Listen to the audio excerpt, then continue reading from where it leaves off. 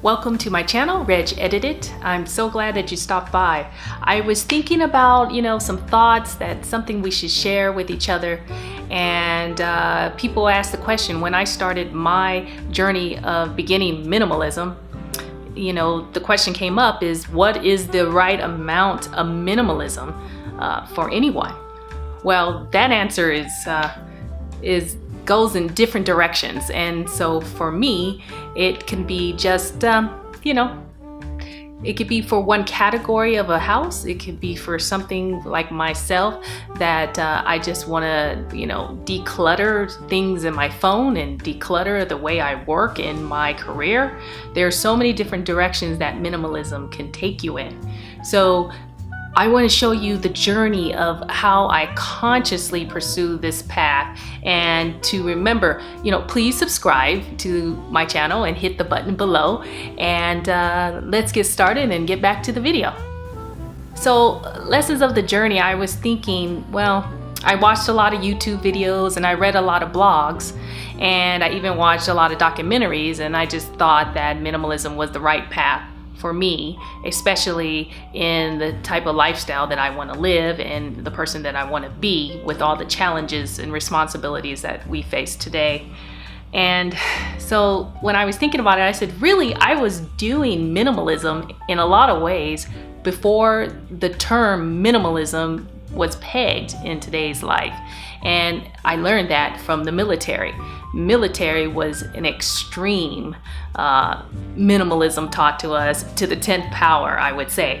So if you looked at where I lived, for those of you that didn't know that I was in the military a long time ago, it was the Air Force, and I was what they call the SP, which is translated as military police.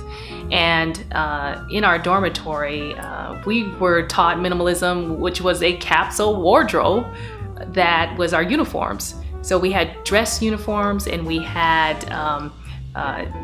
BDUs, which another name for that is camouflage uniforms. So I had maybe 3 pairs of that suit of the camouflage uniform, and I had probably 3 or 4 dress uniforms, and that goes along with 5-6 shirts. And then I had a couple berets, because being a cop you wore a beret instead of a military dressed hat.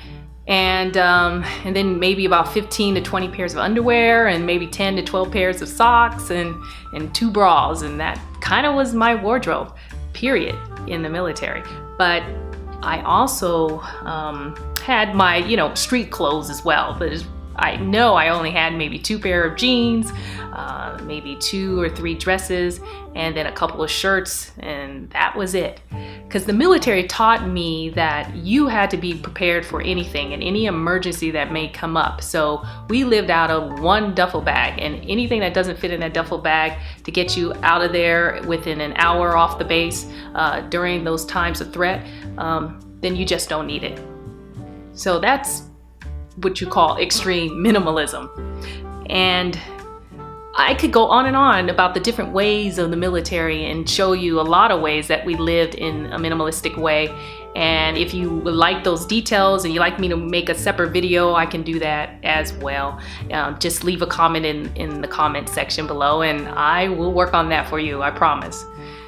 So back to minimalism and what's the right amount of it. Well, I asked that question to my life partner, and he gave the ironic answer of not very much. And that nailed it for me, because I said, well, not very much makes sense. It really does. But if you are a minimalist and you live with a non-minimalist, then how does that work, right? How do you survive with someone who is not a minimalist, really, by nature? Well, I think there's a way of doing that, and that's just by being the example and showing the person by doing, instead of pressuring them and trying to get them to fit your form of lifestyle. And just because you change your ways one day doesn't mean that your partner or anyone around you is going to change what they're doing in their life just because you became a minimalist. So I, decluttered my closet. I decluttered my part of the bathroom, and I just let it be. And I think it might be rubbing off on him. And that's just the answer to it. Just do it and show the person, that you are an example of clearing the mind, clearing, your living space, your physical surroundings, and see what happens. Watch. I bet you'll see some changes there. So my partner, he wants a larger home that would accommodate a live-in caregiver for my mom, who I am caregiving for on a full-time basis. I do have help with the fact that we went out, we looked at different homes that had casitas or had mother-in-law residences, or quarters that were separate living areas that could accommodate a caregiver as well, and also keep it kind of separate from the living area, where you might have family room or so forth. And all I just kept thinking is, this is wonderful to look at these places and see what the possibilities are, but it's not very minimalistic to, for your bills to get larger, for your overhead to become larger financially. And for me, that just creates more anxiety. And so I was thinking, there's a way of doing this. You have to negotiate. And, we have a 3-bedroom home, and that extra room that I used for an office before, I just moved out of there, and we made that a place for a caregiver. So they're a part-time live-in situation. So if we're going on vacation, or I'm going to a work event or a work meeting somewhere out of state, then there's a place for the caregiver to sleep and to have television and so forth. So negotiation is good when trying to keep your overhead down. So try those things with your partner. The other thing is diet. And so living with a non-minimalist in my house, everyone is on a different diet. And I don't like to call my food intake a diet, but I just believe that it's a minimalistic way of eating. And I'm pretty much what you call a person that's involved in fasting focused lifestyle. And so I believe in intermittent fasting to an extreme, maybe stretching it out a longer time frame where I'm eating 1 meal a day. And I'm basically fasting for 24 hours, anywhere from 22 to 24 hours, and I have a 2-hour eating window. And during that window, I only eat basically low carbs, which is vegetables and fish. And that's all I buy for my groceries. So right there, you have cut that in half, your groceries in half. And that's a minimalistic way. Although the household eats more meat, and I do occasionally eat meat, it's just that my staples are fish, vegetables, or just non-meat for the day. And, that's the right amount of minimalistic eating for me. If you want me to go in more in depth, again, just let me know, and I will certainly make a separate video on minimalistic eating. There are no set rules for minimalism. Do what feels good to you.